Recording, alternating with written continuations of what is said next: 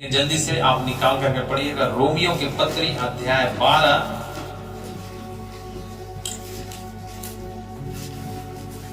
Romeo के पत्री अध्याय 12 और आप वचन 3 से आप 5 पढ़िए। क्योंकि मैं उस अनुग्रह के कारण हाँ जो मुझको मिला है हाँ तुम में से हर एक को कहता हूँ हाँ कि जैसा समझना चाहिए उससे बढ़कर कोई भी अपने आप को न समझे। फिर से एक बार पढ़िए, शुरुआत कीजिए। क्योंकि मैं उस अनुग्रह के कारण जो मुझको मिला है हाँ तुम में से हर एक को कहता हूँ कि जैसा समझना चाहिए उससे बढ़कर कोई भी अपने आप को न समझे। पर जैसा परमेश्वर ने हर एक को विश्वास परिमाण के अनुसार बांट दिया है वैसा ही सुबुद्धि के साथ अपने को समझे।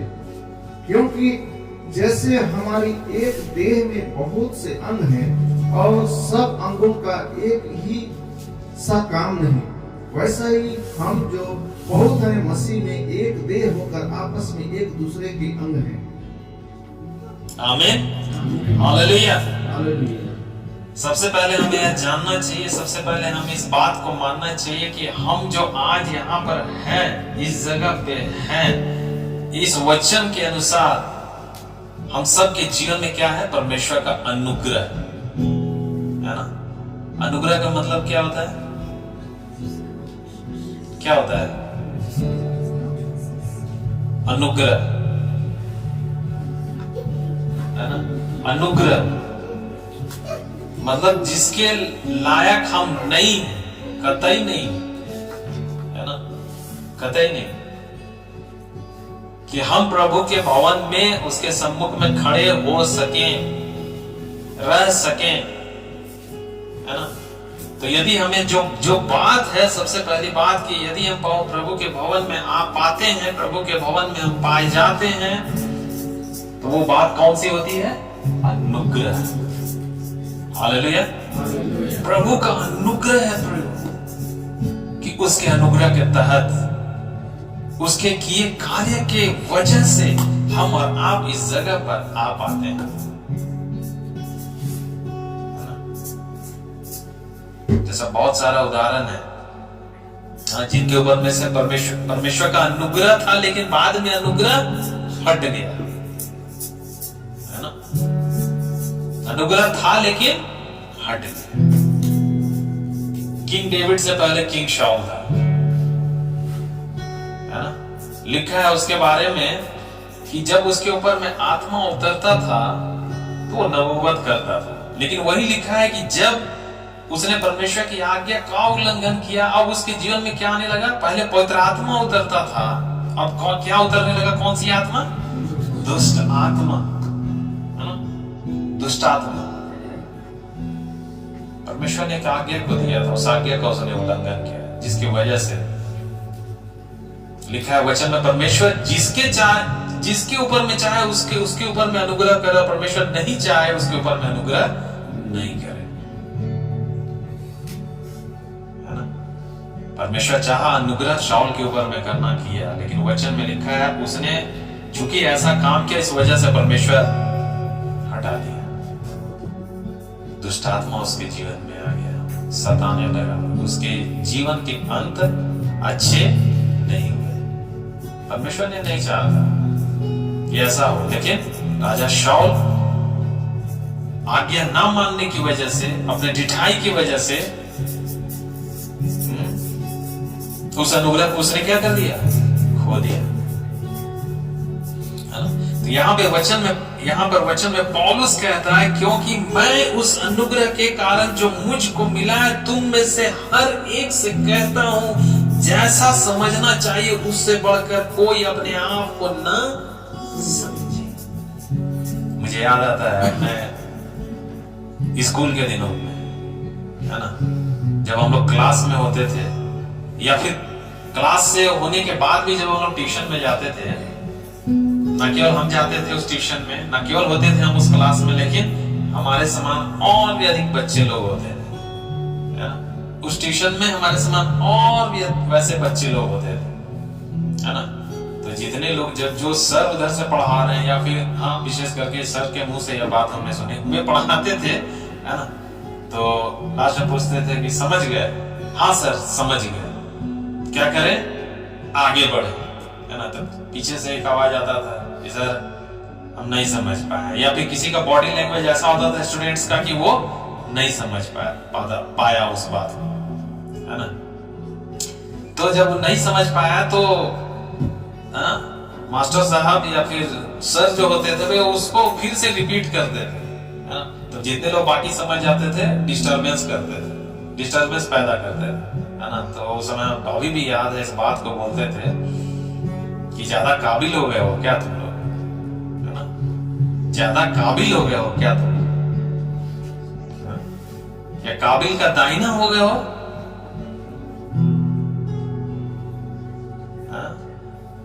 कहने का मतलब ये होता था कि जितने लोग समझ गए सोचते थे कि जल्दी से हम लोग आगे बढ़े, है ना। लेकिन चूंकि बाहर सबके सामने वो एक सर रहते थे, वो बोलते थे कि नहीं वो बच्चा नहीं समझा है, इसको समझाना जरूरी है। उसका फोकस सारा उनके ऊपर रहता, लेकिन सारा स्टूडेंट्स का क्या होता था, बोलते नहीं सर छोड़िए चलिए, तो जोर से डांट भी लगाते थे कभी कभी। जैसा पौलुस यहाँ पे बोल रहा है कि तुम में से हर एक अपने आप को जैसा समझना चाहिए उससे बढ़कर ना समझे। पौलुस अपने जीवन को देखता है कि हाँ क्या है, मैं एक समय कलीसिया को सताता था, बेतरतीब मैं सताता था, मैं बहुत खुश रहता था, मुझे जो अधिकार मिला था, जितना मैं पढ़ा लिखा था, जितना मैं विद्वान था, उतना कोई भी नहीं था उसके सामने, कोई ठहर ही नहीं पाता। वो रोमी इब्रियों का इब्री था, इतना ज्ञानवान बुद्धिमान अधिकार को प्राप्त किया हुआ व्यक्ति, लेकिन जब उसने मसीह को पाया, जब उसकी आंखें खुली उस मसीह के लिए, उसने अपने आप को कहां पर पाया? वो वचन में बोलता है मैं तुम सबसे बढ़ करके पापी हूं, है ना। जबकि उसके काम, उसका बोलना, है ना, उसका लाइफ स्टाइल, चलना फिरना बहुत अद्भुत था पौलुस के बारे में, है ना। जिसने इस 27 पुस्तक में से, नए नियम के 27 पुस्तक में से करीब 13 इब्रानी को मिला दे 14 पुस्तक उसने लिखी। उसने जिस अनुग्रह को पाया उसके तहत उसे महसूस हुआ, उसे पता चला, उसकी आंखें खुली, उसने पाया कि नहीं मैं कुछ नहीं हूं उस परमेश्वर के सामने, है ना। और वही बात वो कलीसिया को देना चाहता था, वही बात वो लोगों को बतलाना चाहता था, लोगों को सिखाना चाहता था, है ना। और क्या कहता है आगे वचन में, वहां पे 4 को पढ़िए, क्या लिखा है फिर से? क्योंकि जैसे हमारी एक देह में बहुत से अंग हैं, हाँ, और सब अंगों का एक ही सा काम नहीं, बस उससे पहले वचन में लिखा है वैसे ही आप सुबुद्धि के साथ अपने आप को समझे, क्योंकि जैसे हमारी एक देह में बहुत से अंग हैं। क्या हमारे पास देह है? हम सबके पास है ना अपना अपना देह। आप अपने देह में देखें, क्या उस देह में एक ही अंग है? कितने अंग हैं? बहुत सारे, बहुत सारे, लेकिन देह कितना है? एक ही। हालेलुया। वचन में लिखा है परमेश्वर भी एक ही है, लेकिन उसका व्यक्तित्व 3 है, पिता के रूप में, पुत्र के रूप में और पवित्र आत्मा के रूप में। हालेलुया। हमारा भी एक ही देह है, लेकिन इस देह में बहुत से अंग हैं। मूलतः कहें तो जैसे परमेश्वर त्रिएक है, वैसा ही हम भी जो है सो त्रिएक है। कैसे? शरीर में, सबके पास शरीर है, देह है। दूसरा है प्राण है। प्राण है मतलब क्या? हम सबके शरीर में 5 से लेकर के 6 लीटर खून दौड़ रहा है ना। जिस दिन ये निकल गया क्या हो जाएंगे? हम जिंदा नहीं रह सकते, है ना। कितने लोग हो रहे हैं, ठीक है। तो प्राण है। और तीसरी बात क्या है? आत्मा है, जो कि हमें अन्य जीवों से अलग करती है। मनुष्य प्रजाति अन्य जीव जंतुओं से किस लिए अलग होती है? क्यों? क्योंकि इनके अंदर में क्या पाया जाता है? प्राण पाया, आत्मा पाया जाता है। दो चीजें हैं, प्राण है, शरीर है, लेकिन आत्मा सिर्फ मनुष्य जाति के ही पास है ना। हालेलुया।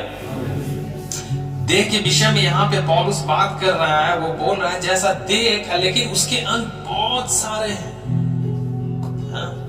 लेकिन बहुत होने पर भी वे क्या हैं? एक है। हालेलुया। हाँ, वचन 5 में क्या लिखा है? वैसा ही हम जो बहुत हैं मसीह में एक देह होकर आपस में एक दूसरे के अंग हैं।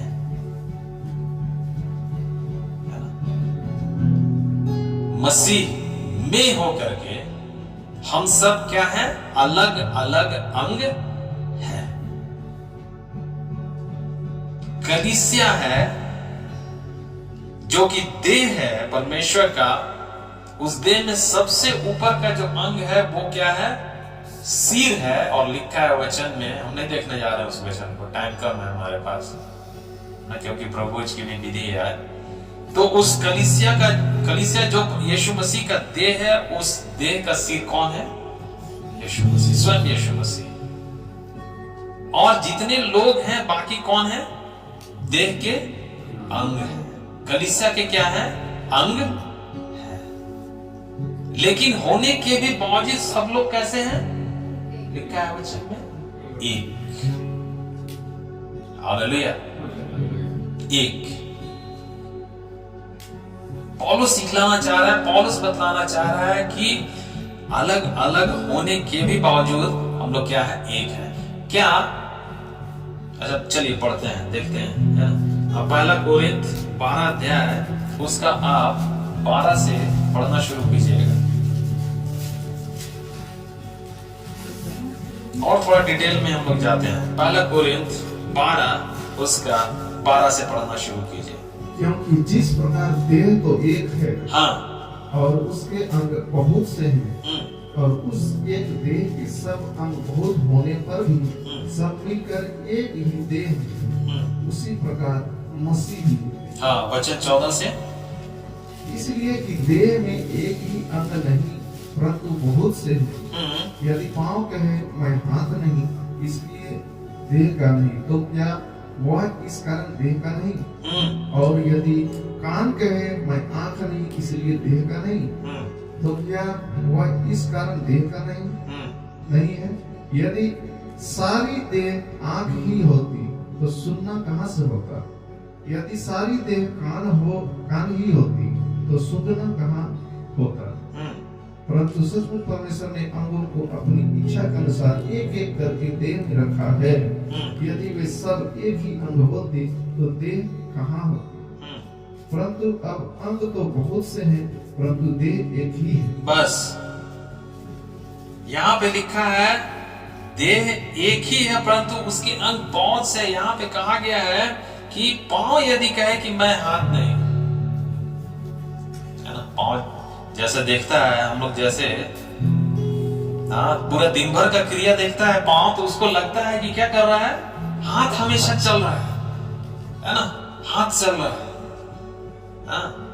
हमेशा हाथ क्या हो रहा है? चल रहा है काम के लिए। हमेशा हाथ प्रयत्नशील है, लगा पड़ा है, लगा पड़ा है, लगा पड़ा है, लगा पड़ा है। तो पांव को लगता है कि मैं हाथ नहीं हूं, हाथ नहीं हूं, इसलिए क्या हूं मैं? अब देह का अंग नहीं। क्या ऐसा होता है?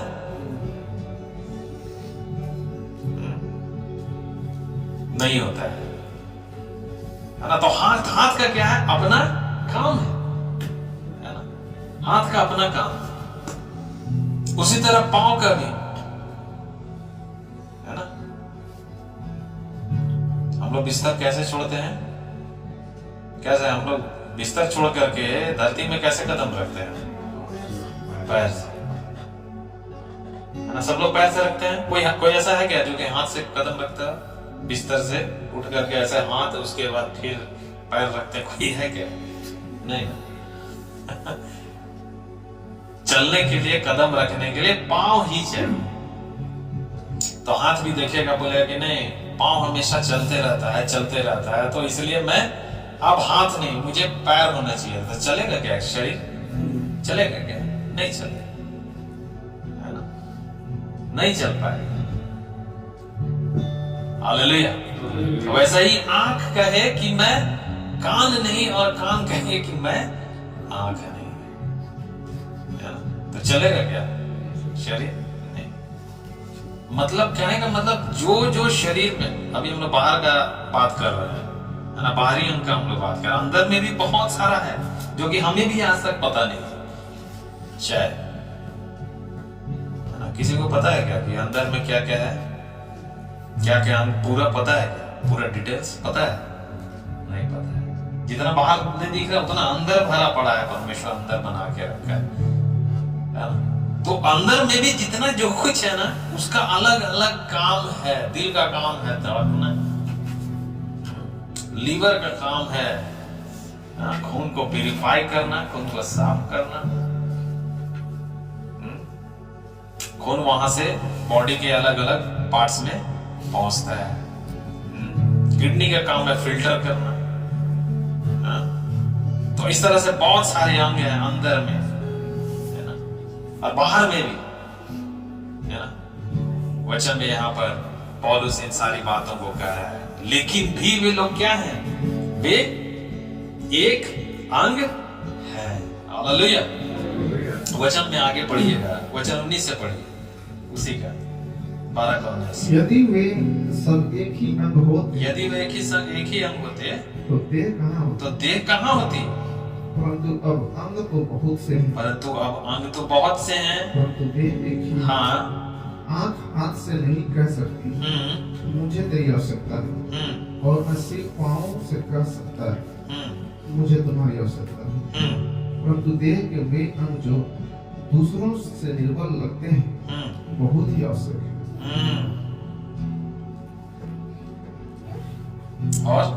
और देह के जिन अंगों को हम आदर के योग्य नहीं समझते उन्हीं को हम अधिक आदर देते हैं, और हमारे शोभाहीन अंग और भी बहुत शोभायमान हो जाते हैं। फिर भी हमारे शोभायमान अंगों को इसकी आवश्यकता नहीं, परंतु परमेश्वर ने देह को ऐसा बना दिया है कि जिस अंग को आदर की घटी थी उसी को और भी बहुत आदर दिया। अच्छा, एक मिनट के लिए रुकिएगा। आपका शरीर बहुत भला चंगा है, ठीक है, इस समय, लेकिन कुछ समय बाद होता है कि यहाँ से आप निकलते हैं और आपको ठेस लगती है। मान लीजिए वो हाथ में लगा या पैर के किसी भी जगह पे लगा, अब आपको कैसा महसूस होगा? अभी यहाँ बहुत कुछ है, सब ठीक है, A to Z, यहाँ के सिर के बाल से लेकर के पैर के नाखून तक सब ठीक है, सब वेल एंड ओके। लेकिन अभी जब आप बाहर निकलिएगा क्या होगा? कुछ हो जाता है आपके साथ। क्या होता है उस समय? तो उस समय में भी बहुत अच्छा लगता है, सब कुछ वैसे ही नॉर्मल चलता है, या फिर क्या होता है ना? कहीं पर कट गया, लग गया, कुछ हो गया, टूट गया, थोड़ा सा चटक गया, हेयर क्रैक हो गया, क्या हो जाता है? सारा ध्यान वहीं पर ही, है ना? क्यों? किस लिए? कि भैया ये हमारे शरीर का अंग है ना? शरीर का अंग है। अभी हमारा ये कानी एंग्वेज इसको हम लोग बोलते हैं ना, यहाँ का अभी मेरा स्किन फटा हुआ है, अभी मेरा सारा ध्यान यहीं पर है। हम देंगे ध्यान तो सबसे ज्यादा अभी हम कहां पर देंगे? इसी पे देंगे। क्यों? क्योंकि ये फट गया है, क्रैक हो गया है, जिसकी वजह से ये लहर रहा है। गलती से अगर इसमें सॉल्ट पड़ गया, नमक पड़ गया, क्या हालत है?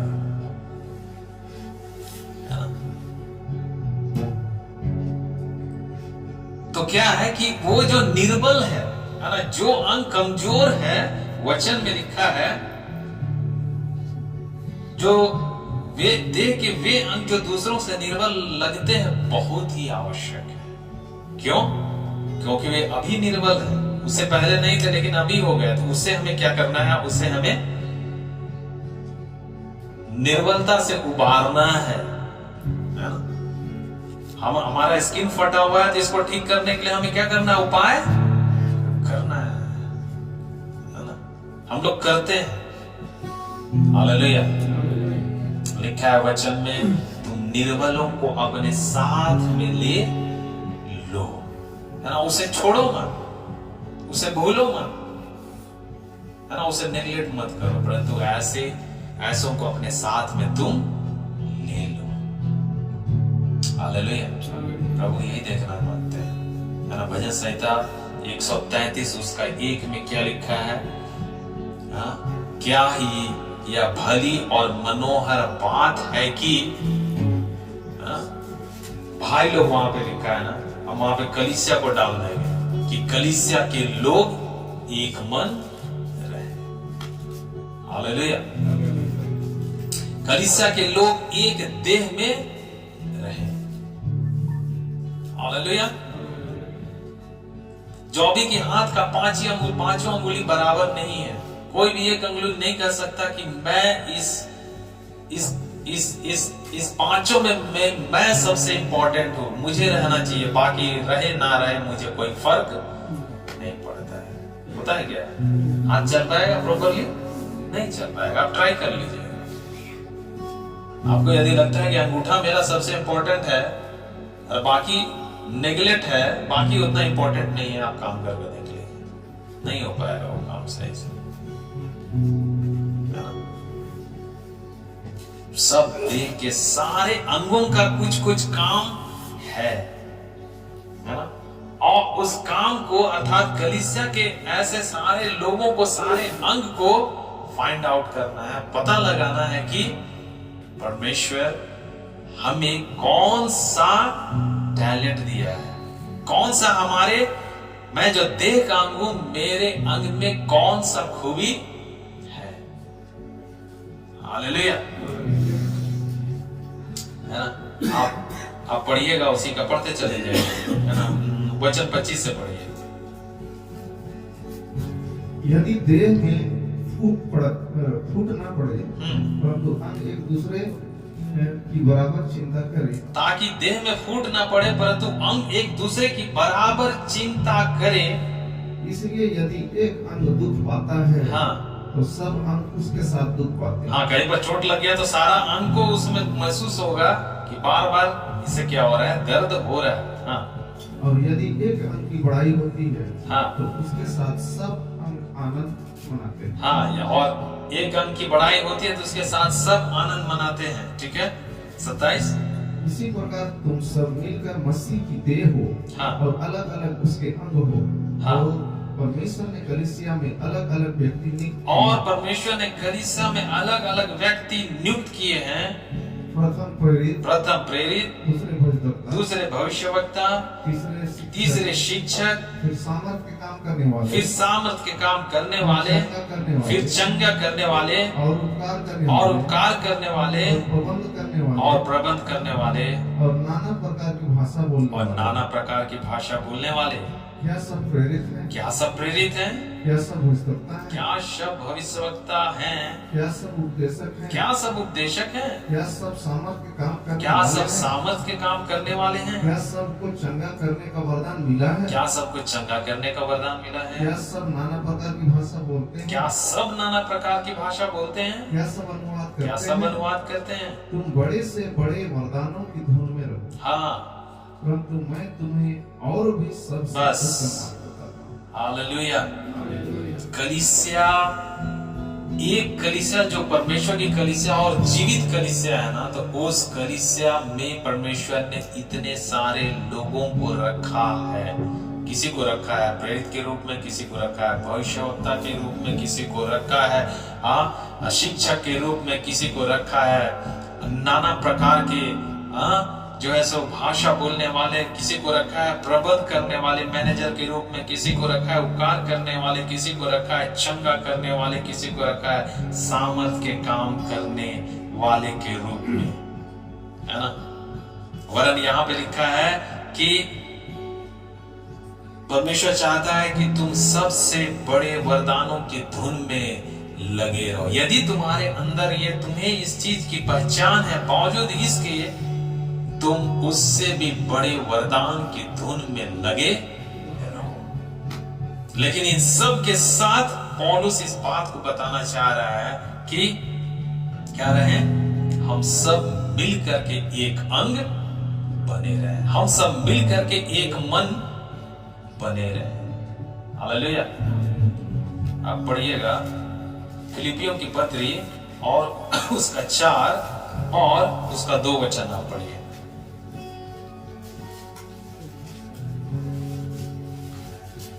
फिलिपियों 4 वचन 2।